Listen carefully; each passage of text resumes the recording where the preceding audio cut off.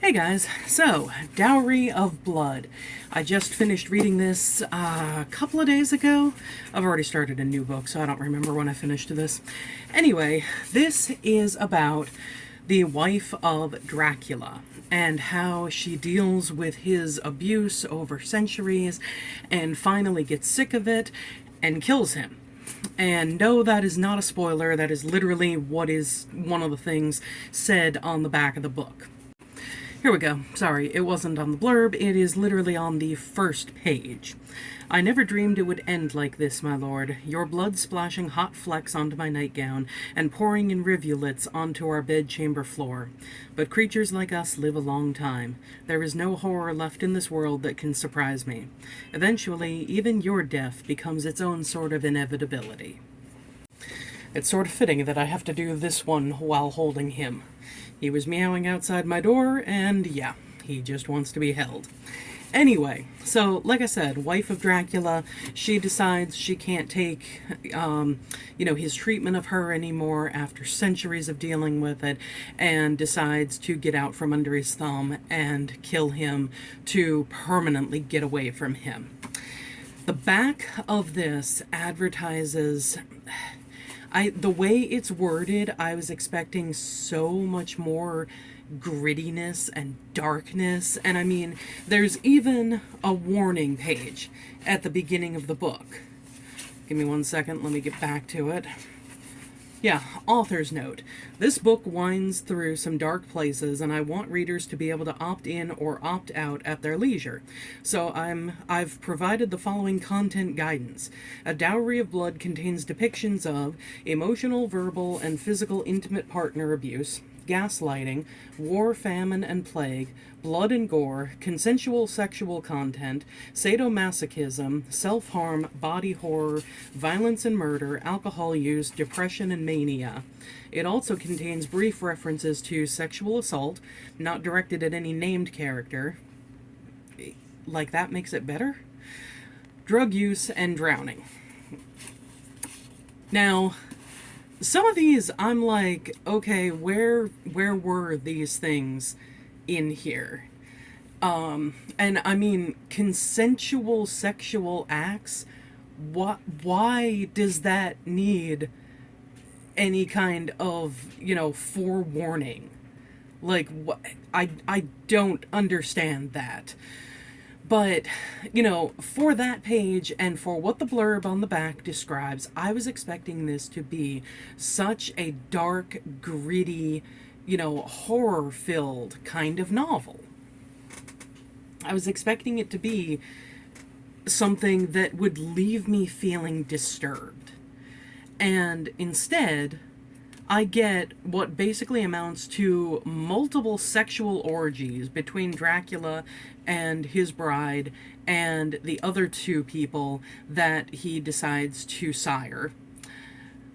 And, basically just isolation of these three characters because Dracula does not want to let them out of his sight, or out of his control.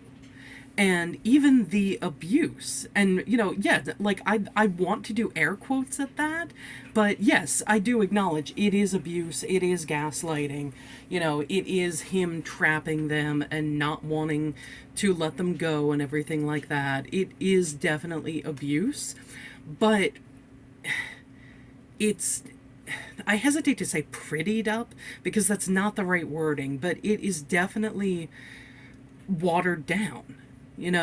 For as horrible as he is supposed to be, you don't see that. And the death scene, it was so simple. It was the other two people that Dracula had sired pinning him down by each shoulder, and then his bride plunging the stake into his heart.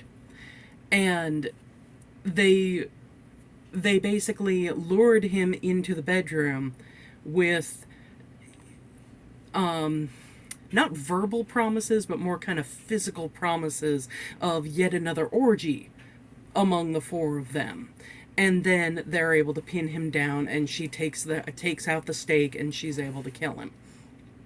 And on one hand, it was disappointing because it's like, why was it so simple to do this? And on the other hand, I understand why it would be more or less a simple act that is over so quickly.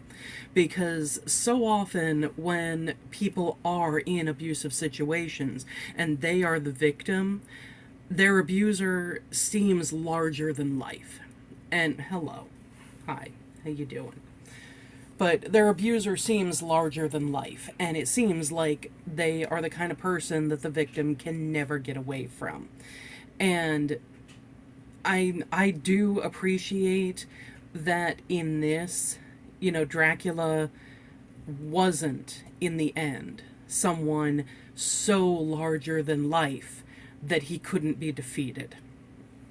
So, there is that. I do have that appreciation, but at the same time, it's like this guy has been a vampire long before the Vlad the Impaler stuff, long before, he has been a vampire for centuries upon centuries, possibly millennia.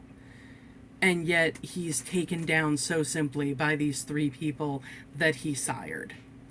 So, I don't know. I'm of two minds about that. All right, Pippin, you need to get down. There we go. So, yeah, I'm very much of two minds about that. Anyway, if you do want to read a vampire book that, the only mention of Dracula in it is on the blurb. But when Dracula draws a cunning aristocrat and a starving artist into his web of passion and deceit, Constata realizes that her beloved is capable of terrible things. Yeah, that is literally the only mention of Dracula. I do appreciate that this is told in second person.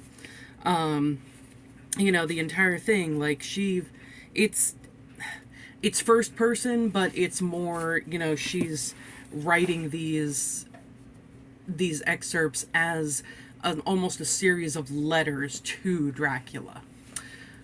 Yeah, so I don't know. I liked it. I don't regret reading it. I wish that it had been more, though. For all the warnings at the front of it, I wish that we had actually seen a lot more of all of that. I wish that it had actually been disturbing, been dark, been gritty, but it really wasn't for me. Anyway, hope you enjoy, and I will see you next time, guys. Bye.